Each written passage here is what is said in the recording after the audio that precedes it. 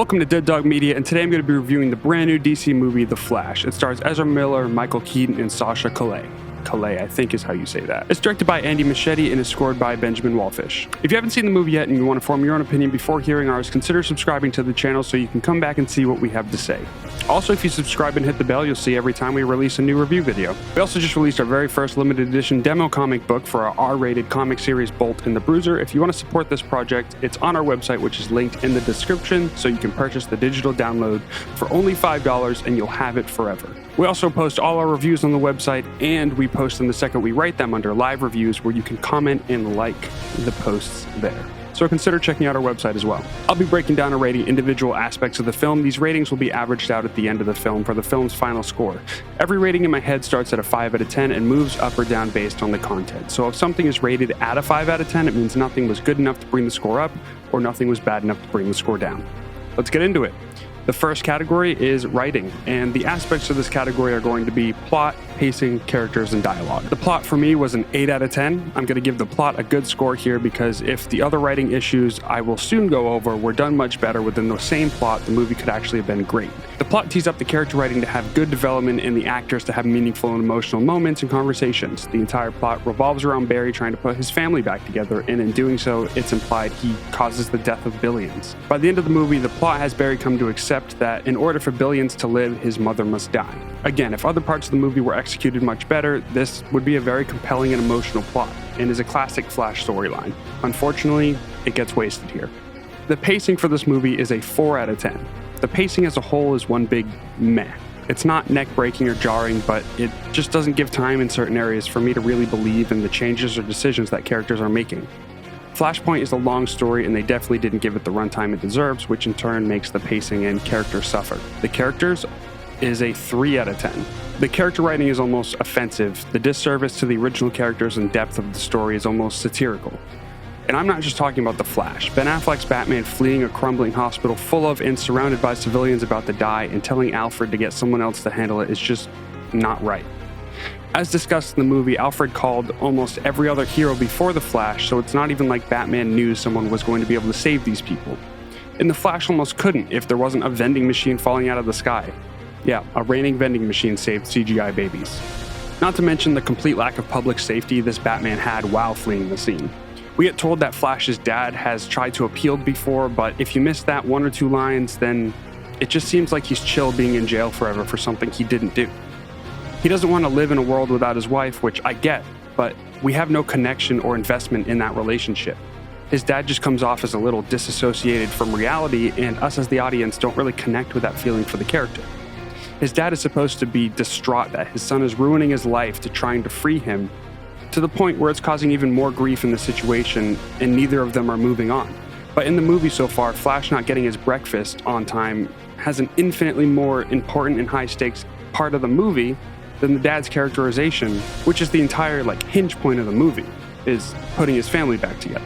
Supergirl goes from joining Zod and terraforming the planet to seeing one person die and changing her mind. They then try to say it was because Barry saved her, but if it was because Barry saved her, she wouldn't have left in the first place, or she would have left and not gone to join Zod in killing everyone else. She was told that Zod was invading, and she still went to join the invading force, but all of a sudden when Zod starts invading, she's not cool with it anymore. So it's just inconsistent. If they kept it with her going to join Zod, or they kept it with her not joining Zod because Barry saved her and she realizes that humans are good and not all humans are bad, like the ones who tortured her, either one of those would have been fine. But since they kind of tried to do both, it just doesn't work, and it's wildly inconsistent. The score was originally a 2 out of 10, but I remembered Micheal Keaton's Batman is in this movie, and I gave it back a 3 out of 10. He's actually the highlight of the movie for me, for sure. I'm not even a big fan of the Tim Burton movies. I haven't watched them since I was 13, but the scenes we get in this are some of the best Batman scenes of all time, in my opinion.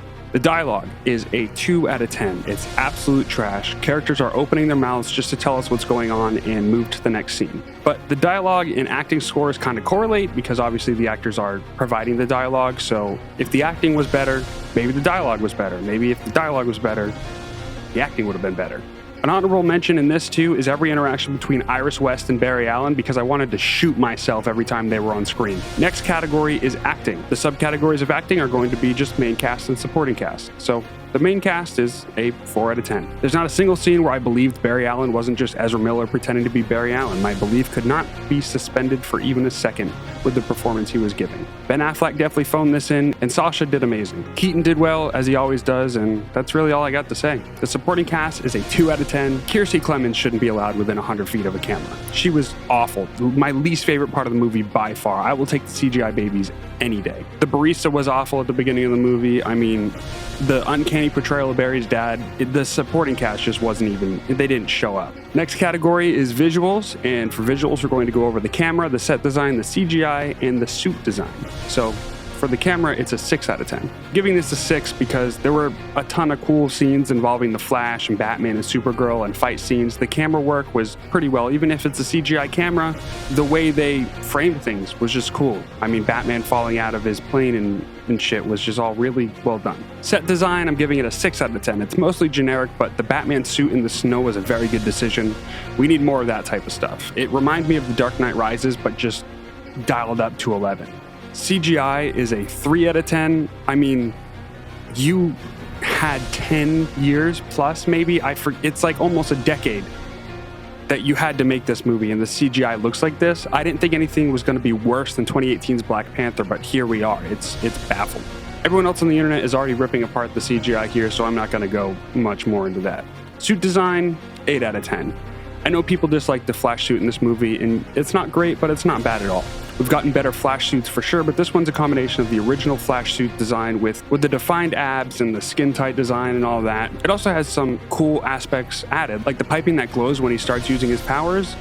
I think that's just a really cool thing that they added to this suit that kind of gives more headcanon, more like, oh, it's a visual aspect to the suit that I get to watch interact as I'm watching him fight. Affleck's blue suit design is amazing. I think we need more Batman blue and gray suits, especially when he's doing stuff during the daytime where he doesn't need the black to really blend into the night. Keaton's suit is outstanding, and watching him move in it is just incredible. I know it's a stunt double moving in it, but it's great.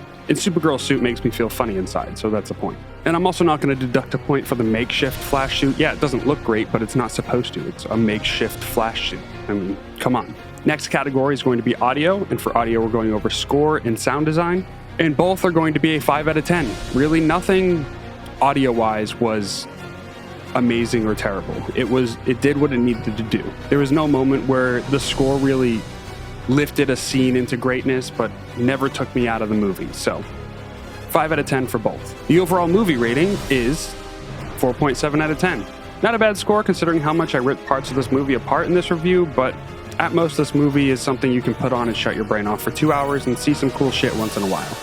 At worst, this movie has set back the chances of seeing good characterization of a Flash in a movie for at least a decade, and who knows if we'll ever get another live-action Flashpoint movie. And for that, the vibe rating of this movie is a 3 out of 10. The online discourse surrounding this movie, its lead actor, the consequences it has on the character, and the consequences it has on this storyline, it's all definitely bad vibes. It keeps 3 points though because there's some cool action scenes, especially involving Batman in this. If you enjoyed this review, hit the like and subscribe buttons and leave a comment on your favorite or least favorite parts of the movie. If you agree or disagree with anything in this review, please let me know in the comments, along with what you want me to review next, and definitely check out our website and purchase our demo comics so we can continue to fund the series.